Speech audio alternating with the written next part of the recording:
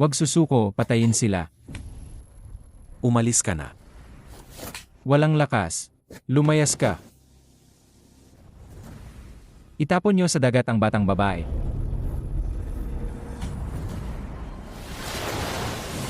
Ellie Tingtin po.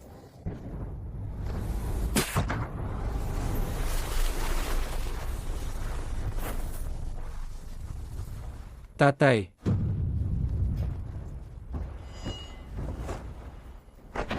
Sugod na kayong lahat.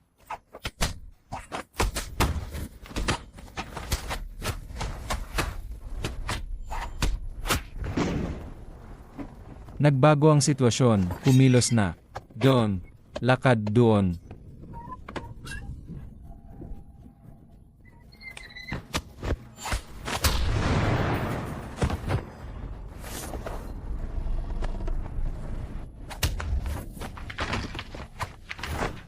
Wing Chun, Lian Zenshan, Baji, Buchancia. Bagwazhang, Lu Xiangdong.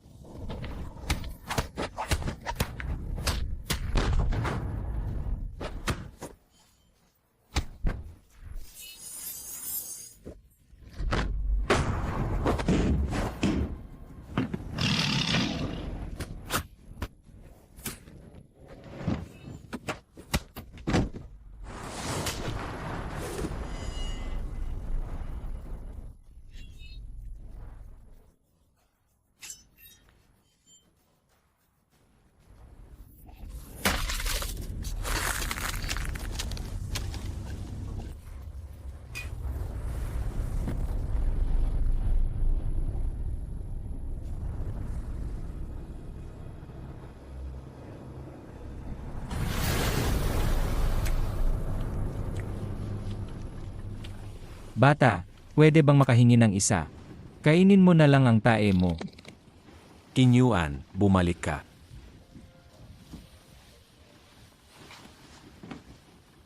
Ako si Buking Sin, ang nakababatang kapatid. Ako si Buking Yuan, ang pangalawang kuya.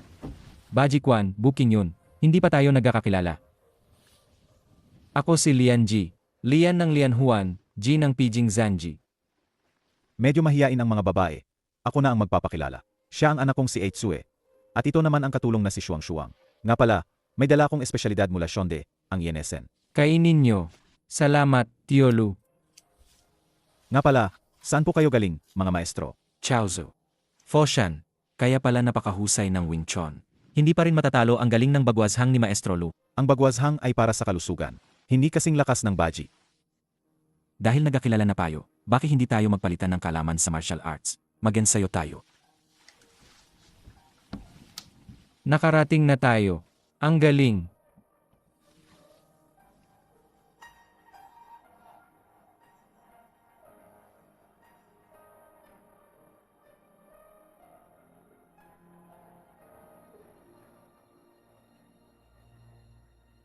Mga maestro, magkita-kita tayo muli. Magkita-kita tayo muli. Noong dekada 20 at 30, ang mga taga-nayon sa Timog Silangang Asya ay sunod-sunod na dumating sa Siam upang magsimula ng bagong buhay. Ang mga lahi ng Dai ay may banayad na ugali at mahabagin. Madali silang makibagay sa iba't ibang kultura, kaya't ang mga lumipat dito ay mabilis na nakapag-adjust sa lokal na pamumuhay. Ang Bangkok, bilang kabisera ng Siam, ay may umuunlad na komersyo. Sa pagdami ng mga naninirahan, unti-unting naging mas maunlad at masigla ang lugar.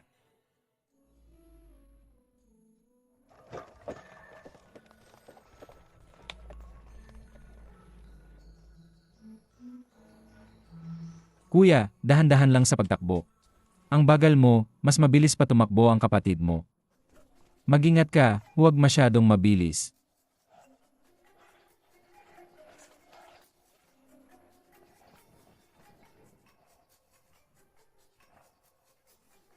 Tatay. Ako muna ang yakapin. Ako muna. Ayoko, ako rin. Sino ba kasing nagsabing ang bagal mo tumakbo? Nandyan pa si Nanay, King Yuan, halika. Tatay, bilisan na natin. Baka magsara na ang tindahan ng mani ng pamilya ni Jizai. Sig.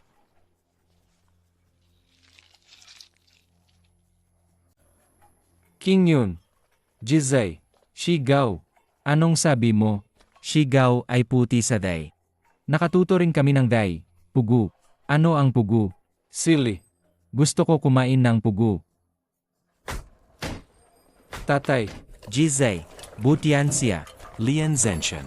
Ito ang bayaw kong si Fang Zigang. Tawagin niyo siyang Tio Fang. Tio Fang, kapatid na gang. Matagal na si kapatid na gang dito sa Chinatown. Kung may problema kayo, lapitan niyo lang siya. Huwag kayong mag-atubiling lumapit sa akin. Salamat to, walang anuman. Magkakababayan tayo, dapat magtulungan. Tulad noong ipinanganak ni Mrs. Si Xiao Rao. Malaking tulong ang ibinigay ng bayaw ko. Kung hindi, hindi ko kakayanin mag-isa. Bati, Tio Fang. Salamat. Mamaya, bibigyan ko kayo ng Zhiojing. Ngayon, kumain muna kayo ng peanut candy, okay? Salamat. Halika, bigyan mo sila ng peanut candy. Sabihin mo, salamat. Boss, bilisan mo. Yung para sa buwan na to. Bilisan mo. Dali. Sino yan? Sila ang pinakamabangis at pinakamakapangyarihang boss dito. Mga tauhan ni Wang Quan. Pumunta rin sila sa pier kanina para mangolekta ng proteksyon. Halos mag-away kami. Akala ko, pagdating ko sa Chinatown ng bangko, magiging payapa ang buhay ko, pero hindi pala. Lahat ng pinaghirapan kong pera, napunta lang sa kanila. Bakit hindi kayo lumaban? Akala mo ba hindi ko ginawa? Inaya ko pa nga ang ibang tindero na huwag silang bigyan ng pera. Pero lahat sila umatras. Hindi lang nila ako binugbog at puro pasa. Sinira pa nila yung ibang tindahan. Ngayon, ako pa ang sinisisi ng lahat sa gulong to. Sila ang mga duwag, paano kanila sisisihin? Kung may sisisihin man, sarili nila dahil wala silang kakayahan. Mahina sa kung fu, kaya hindi sila makalaban.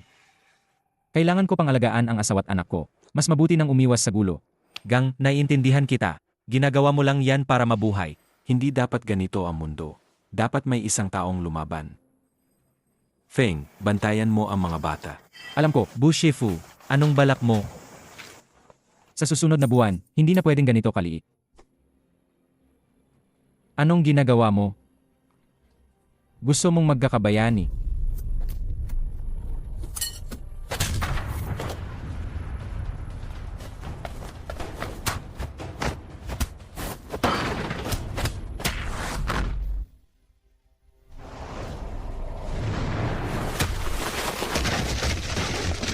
Halika, umalis ka diyan.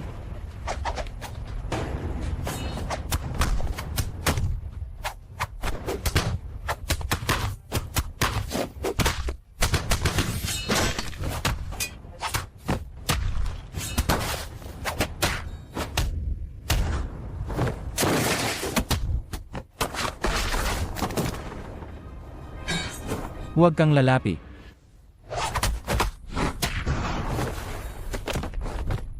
Huwag kang lalapit, baka mapatay kita. Ang galing ni Mama.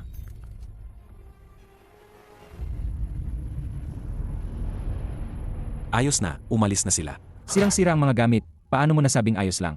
Bakit ba ang dami ninyong ginagawang gulo? Dahil sa inyo, patay tayo. Tinulungan ka naman niya, di ba? Paano mo nasasabi yan? Walang modo. Paano kung bumalik sila para maghiganti? Kung maglakas loob silang bumalik, papakainin ko ulit sila ng durian. Ang laki-laki ng gang nila. 2 kamay lang ang meron ka. Kaya mo ba silang laha? Ang pinaghirapan mong pera, ibibigay mo lang sa masasamang tao. Hindi ka ba nanghihinayang? Ilang taon na tayong inaapi ni Wang Quan. Hindi ka ba nagagalit? Okay lang ba sa inyo na apihin nila ang mga anak ninyo? Umayo ako ngayon para sabihin sa inyo. Hindi na tayo pwedeng magtiis pa. Ako, si Butiansia, nangangako sa inyo. Palalayasin natin si Wang Quan sa Chinatown. Gagawin nating ligtas at payapa ang Chinatown. Alaga po. Alaga. Palagi tayong inaapi dahil hindi tayo nagkakaisa.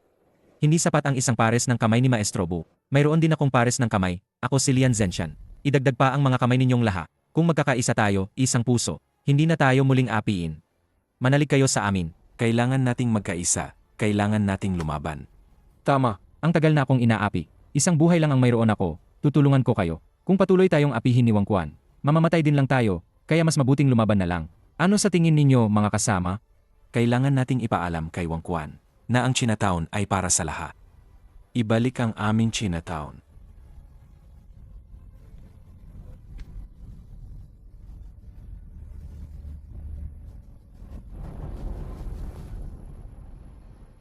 Gusto ninyo akong sumama para kalabanin si Wang Quan.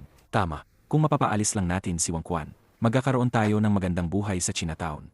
Malaki ang impluensya ni Wang Quan sa Chinatown. Napakagaling niya sa martial arts. May bansag siyang brasong bakal, Wang Quan, at malupit siya. Kahit ang ibang gang sa paligid, pati pulis. Ay takot sa kanya. Hindi madaling alisin siya. Kung makakasama si Maestro Lu, Kasama kami ni Maestro Lian.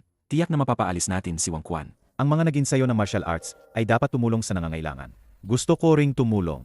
Pero alam mo naman, maaga akong nawalan ng asawa.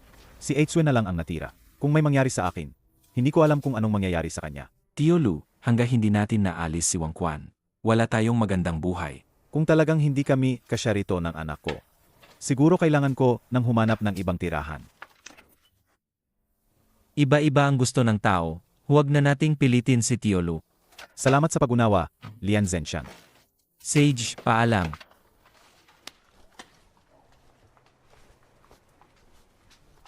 Tio Lu, lahat tayo may mga anak. Ginagawa natin ito hindi para sa atin, kundi para sa kinabukasan nila.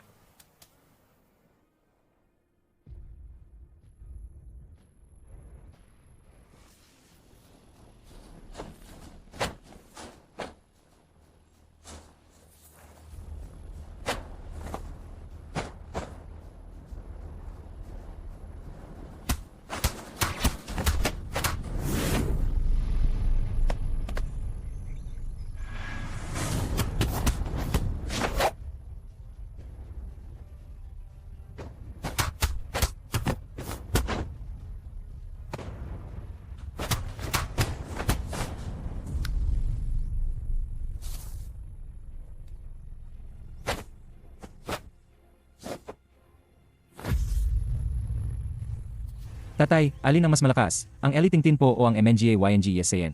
Aling galaw ang mas malakas? Parehong galaw ay isa sa 8 pangunahing galaw ng Baji Quan.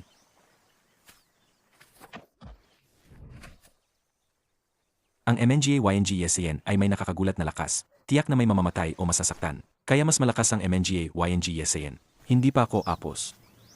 Ang Eliting Tin po ay walang humpay.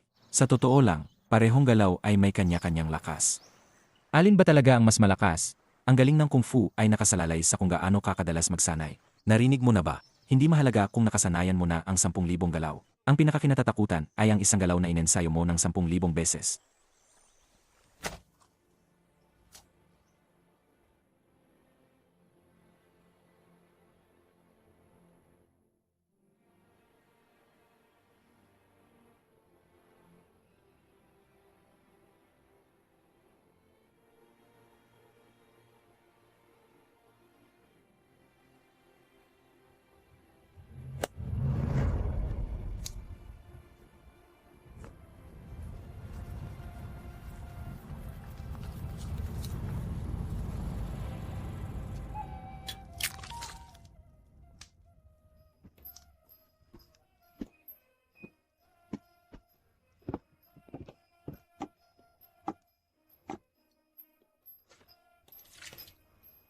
Atay, gusto naming lumabas at maglaro sandali. Maglaro kayo, pero bantayan nyo ang mga kapatid nyo. Jizai, mag-ingat ka rin. Opo. Nanyan na ang noodles. Sage, heto. Inihahanda pa ang hapunan. Kumain muna kayo ng noodles para may laman ang tiyan nyo. Ang bango. Si Ate Saifeng talaga, tunay na taga Chaozhou. Magaling sa lahat ng bagay. Ang sarap magluto. Maliit na bagay lang itong egg noodles. Kung may ZSLNG lang, makakagawa pa ako ng ZSLNG min. ZSLNG min na may wonton, asabaw na gawa sa malaking isda. Alagang napakasara. Tama. Ate Saifeng, ang galing mo magluto. Pwede ka nang magtayo ng noodle shop. Naisip din namin yan. Magtrabaho ng mabuti at mag-ipon ng ginto para makapagbukas ng noodle shop dito. Sige, sana matanggal na natin si Wang Quan sa lalong madaling panahon. Para ang mag-asawang Butian siya, makapagbukas ng noodle shop sa mapayapang panahon. Sige, salamat sa magandang hangarin mo. Tara, cheers. Papasok na ako para lutuin ang ulam. Tutulungan na kita at makikita ko na rin kung paano ka magluto. Shuang-shuang, tulungan mo rin sila. Siege, Ara. Akin na, sipain mo sa akin.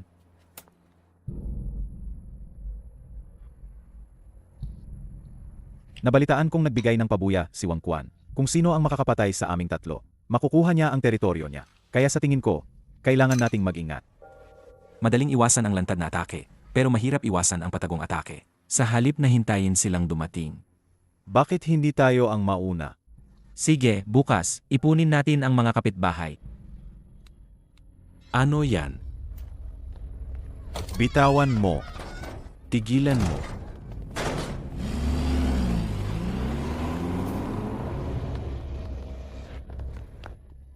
Si Wang Quan ang may gawa nito. Alagaan mo sila, hahabulin namin.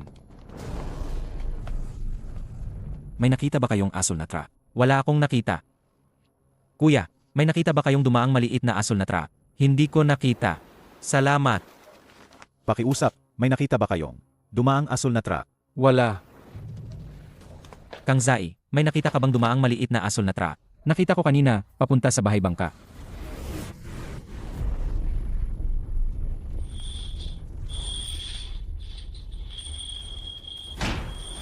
Wang Quan, ngayon, alisin ka namin para sa bayan.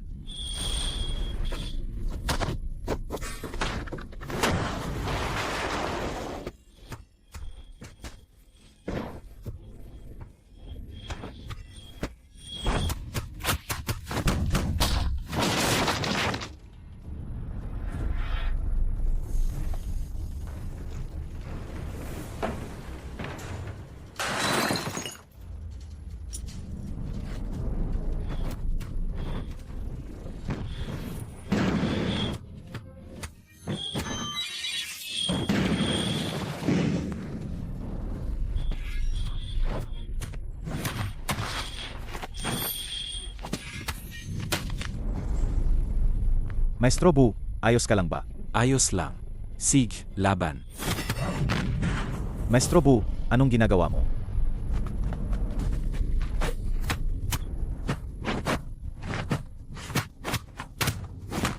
Nabaliw ka na ba?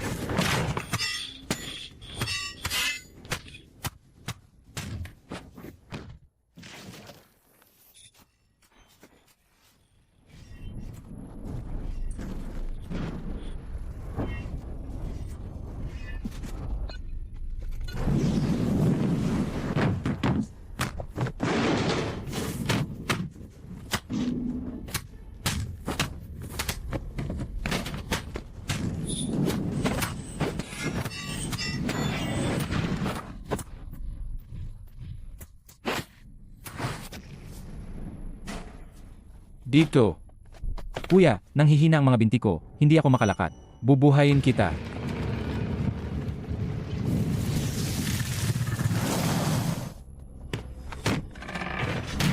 Ang sakit ng paa ko.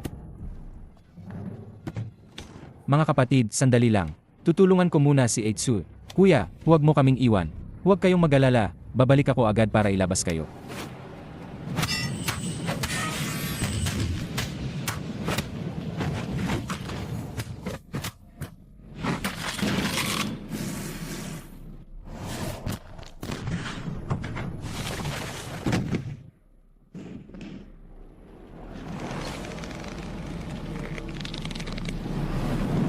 Maestro Lu.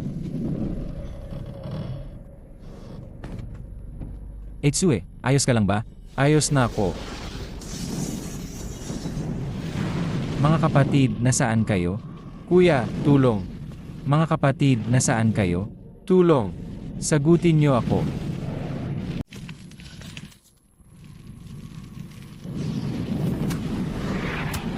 Zenshan. Tianxia. Huwag kang lumapit, delikado. Walang makitang gamit panlaban sa apoy sa paligid. Bantayan niyo ang mga taga-baryo, huwag niyo silang palapitin. Alam na.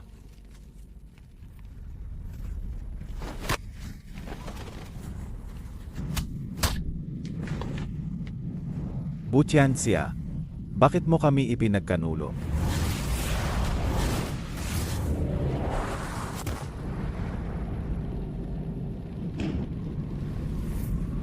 Mga kapatid, darating ang kuya para iligtas kayo.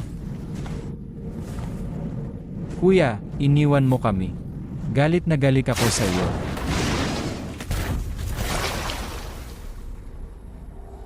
Eji, bumangon ka, Eji. Eji, gising ka na? Eji.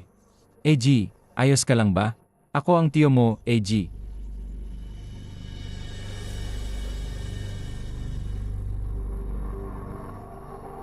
Balita ko, si Butianxia daw ay tumanggap ng pera kay Wang Quan. Ipinagkanulo niya sina Master Lian at Master Lu.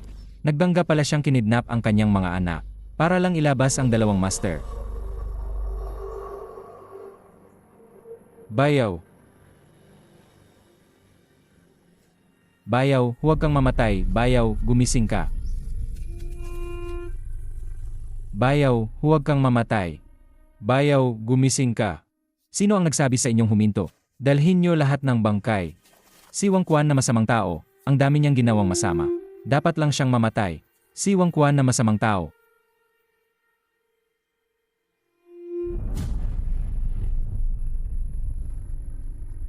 Papa. Papa.